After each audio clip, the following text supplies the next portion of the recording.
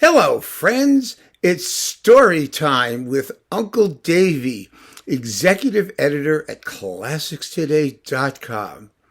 Once upon a time, in a deep, dark German forest, there was a yellow record label called Deutsche Grammophon. Deutsche Grammophon began its career, oh my goodness, right around the turn of the 20th century. Somewhere around like 1900 something, and became very, very successful. So successful that they're still around now. And all of that success bore fruit in tons and tons and tons and tons of recordings. But of course, in the year 2018, the fabulous yellow label was something like, I don't know, 120 years old or close on that, and they decided to celebrate themselves. And in so doing, they created a wonderful birthday present, primarily for themselves. But they were kind enough to allow some of us, you and me, to spend somewhere on the order of $300 in change participating in their splendid birthday present. And here it is. Yes, this giant step stool, which would be perfect to use in my workout video. Like I said, to do like step things or whatnot or something like that. 120 CDs. And this is the anniversary box from 2018. Now, as some of you know, it's 2021. And when a limited edition like this is still available in 2021, having originally been issued in 2018, you know what that means. It means no one bought it. And there's a reason nobody bought it, or few people bought it, as we will soon find out. And so the end of the story has yet to come. It's still in progress. But one thing I do want to tell you, no one needs this birthday present. Let them keep it for themselves. I'm serious. Let's see what you get, though, and let's go through it. Unlike the Eugene Ormandy box or something like that, which is also 120 CDs, in which I talked about disc by disc, Uncle Davy in this particular talk is going to do the summary version, because this peculiar box, consists equally of all of the obvious things that we've seen a million times before and which have appeared in 100 million other boxes produced by this same label. See, I'm getting my exercise in. Isn't this great? And on the one hand, and on the other hand, a selection of completely random things that nobody would ever dream of plonking together in the same box for some reason. They did it. They did it anyway. So technically, let's see what it says you get, and then we'll look. It's quite a bit, because you got this whole kind of description thing on the back here, which is quite useful. So what do you get? 121 CDs plus one Blu-ray audio disc presented in original jackets. And the one extra CD is, well, we'll get to that, won't we? And then 12 genre categories, showcasing DG's unrivaled roster, enhanced with 12 substantial essays by Rob Cowan, Tully Potter, Jürgen Kisting, and other authorities, plus a brief history of Deutsche Grammophon in English, French, and Deutsch, of course. 200-page booklet with extensive documentation and numerous photos. 12 CDs of rare early recordings, featuring artists from Caruso to Van Kempen, all of which, I might add, have been available because they're all in the public domain on various pirate labels and historical specialty labels and whatnot, including 13 tracks recently recovered from metal discs and digitally remastered. 13 tracks, that is, I hope I said. And what those are, we'll get to that too, maybe. I don't know. I don't really care. Bonus CD. 2000, this is the one CD, by the way, 2018 and beyond, a look into the future. Of course, this was the future in 2018. Now we've heard the future, and that's part of the problem. Next, More than 4 albums for the first time on CD. That's a selling point? More than 4 albums. What does that mean? It's less than 5 albums, but it's more than 4. So how much in this digital era is a partial album? I don't understand that comment at all. But there are more than 4. And are you going to spend 300 and some odd whatever dollars to get a huge box of 120 CDs because 4 and an undescribed fraction of an album are available for the first time? Well, it's your money. 5 facsimiles of historic documents, including the Gettysburg Address, the Declaration of the Council of Trent, the Diet of Worms. Ooh, that's a good one. Oh my goodness, the Magna Carta. That's fabulous. 6 art postcards featuring outstanding cover artwork. Yeah, okay, that's a bonus. Including, and then of course, the best thing of all is the nude pinup poster of Emil Berliner, which you are all going to want to put in your listening rooms, I am quite sure. So anyway, let's open it now. This is one of these, you have to sort of scoot the top off here and hope you don't kill yourself or drop it on your foot in the process. There it goes. And oh, this is very nice. You see, they are color-coded by genre category. And that's very helpful because we would never know what genre category they were in unless some of them were like yellow and others were chartreuse. And that's that. So wait a minute. Let me put this thing over there. Okay. Now, first we have to look at the swag box. This is the swag box. It's an upside down swag box. I'm assuming. I have never opened it. I was waiting for you, for a reason to open this exciting thing. The problem is you can't open it. It has this glued thing here. Let me see if I can get to this because it's glued shut. Oh, wait, there we go. Wait a minute. Let's see if I very carefully do this. Maybe I can glue it back down when we're done. All right, okay. Swag. I love swag. Yes, here is the swag. All right. So, okay, let's see what we have here. First, we have the historical documents. Look at the historical. A patent. Emil Berliner in Washington. So he's invented a phonograph. So that's a historical document. And this, oh, this is lovely. Look at this one. This is a something, a letter from somebody about something. Maybe they tell us what it is. Oh, by Enrico Caruso.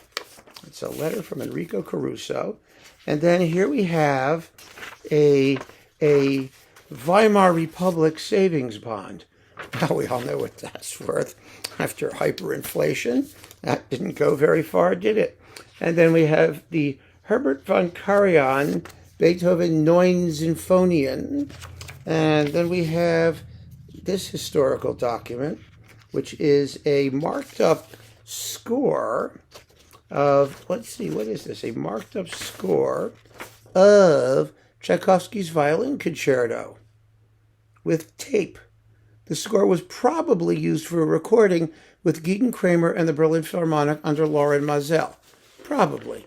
There's no way to be sure, but who knows? It's very historical because it might have been. It's the historical probability that makes it so interesting. So, wait a minute. So that's that. Let me put that down. Put its little collar back on. Now let's look at the 6 fabulous postcards. We get postcards. So let's take this off, if I can do it. It doesn't want to come off. Maybe I can somehow... Oh, it doesn't want to come off. This is... Oh, wait a minute. I think if I balance it carefully... Yes, I'm getting it. Oops, I'm dropping the box too. Oh my goodness. Oh dear. Yeah, I just love these things. They're so much fun. Okay, I'm going to put this, oh God, over there. Now, hold it a minute. Let's see if I can get this out.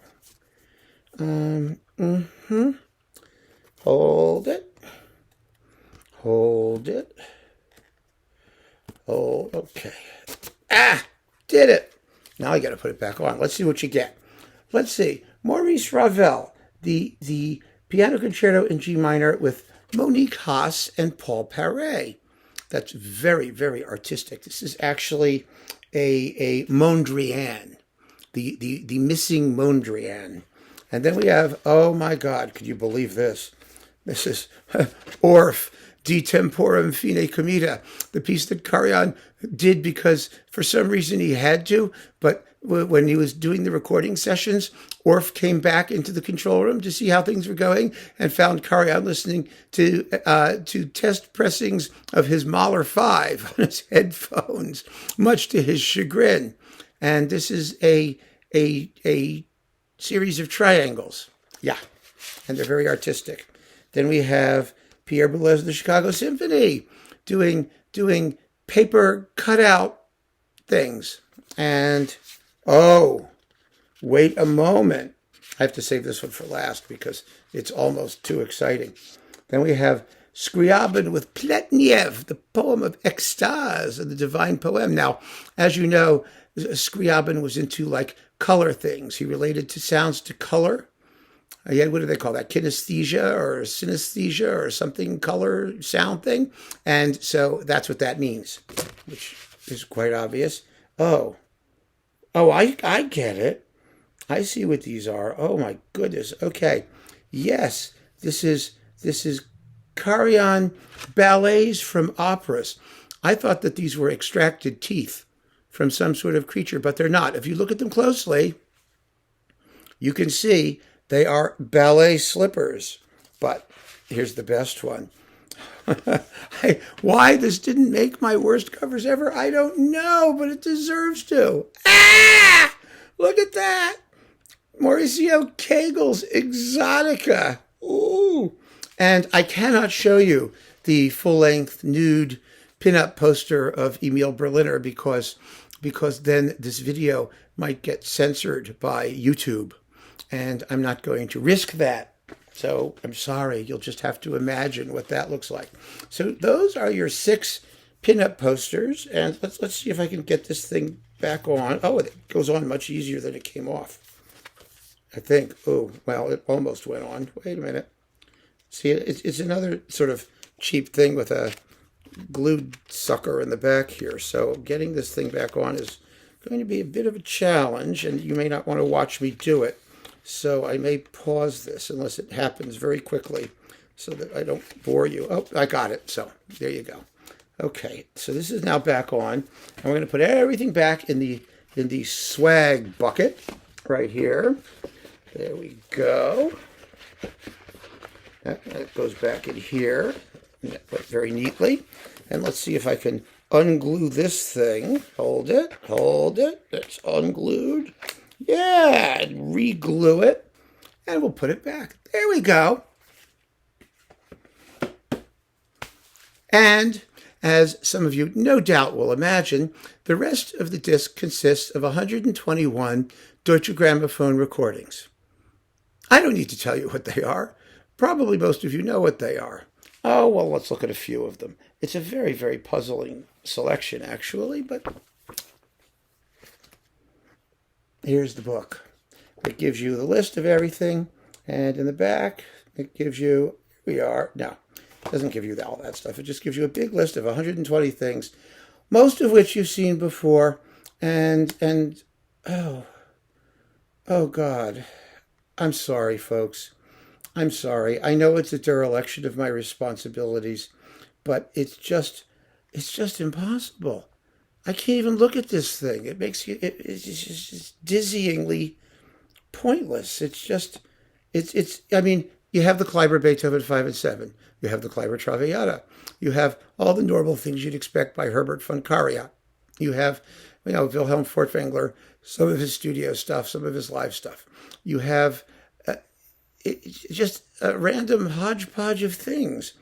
And what really got me about this, I have to tell you, the categories. Wait a minute. Let me see if they give you the categories. At least we could do it that way. Let's see. Categories. Yes. You have orchestral are orange. Concertos are blue. Piano solo is avocado. Chamber music is aquamarine. Opera is orangey orange as opposed to the orchestral, which is yellowy orange. Oratorio and sacred is purple.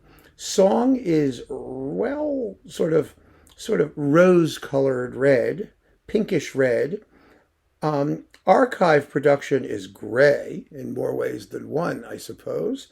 Polydor is the early pre-DG is lipsticky, puckery red, and avant-garde.